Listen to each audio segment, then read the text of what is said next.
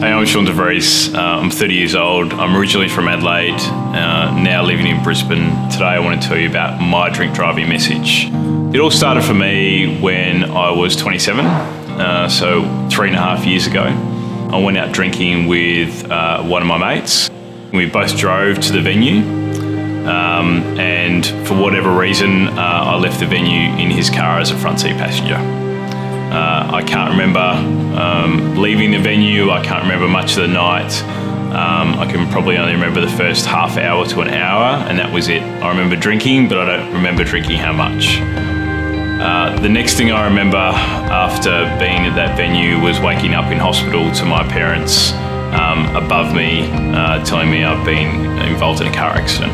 Reportedly what happened was I left the venue front seat passenger in my mate's car. It was a really rainy night that night. There was major thunderstorms. We had a crash at about 1.5 kilometres from the venue that we left. There were 2 eyewitnesses that said we hit the tree at about 120 kilometres an hour and about 3 metres up on the tree. So we actually launched off a medium strip and launched straight into a tree right in the middle of the roundabout. As a result, I took about 70% of the crash as a passenger and had major injuries after the crash. I was in hospital for 3 weeks in total, 1 week in intensive care, 2 weeks in a step-down ward. It was incredibly intense. I didn't actually get up out of bed for 2 whole weeks. Most of my injuries were upper body, mainly resulting from my arms and some in my leg as well. I had shoulder injuries, facial injuries from the crash. I have metal plates in my arms, both my arms and my elbow and my shoulder, and major scars as well. My right hand couldn't move after the crash at all. I had to relearn how to use my right hand, and still to this day it doesn't fully function. And my left hand is similar. It doesn't have the same strength that it used to have. At the time that I had the car accident, I owned 2 businesses. I was working in my businesses for about 70 to 80 hours a week, so I was really involved in my businesses. Overnight, I couldn't actually work in my bakeries at all. I went from being completely in them all the time to not at all because I sustained so many injuries from the crash.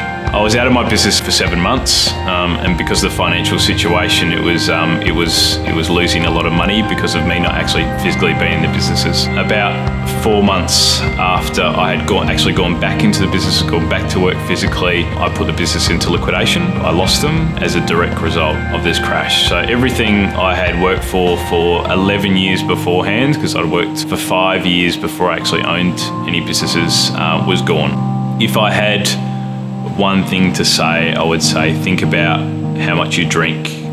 That night I had a blood alcohol concentration of 0.138, which is obviously quite high, and that's nearly 3 times the amount.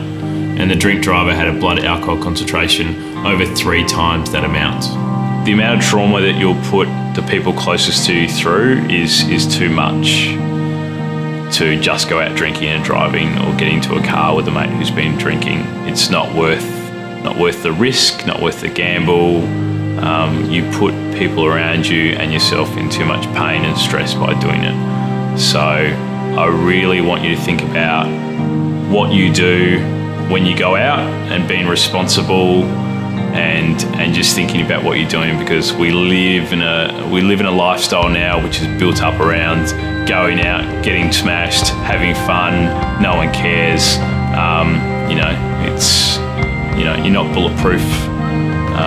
Accidents do happen, mistakes do happen, and it changes things instantly.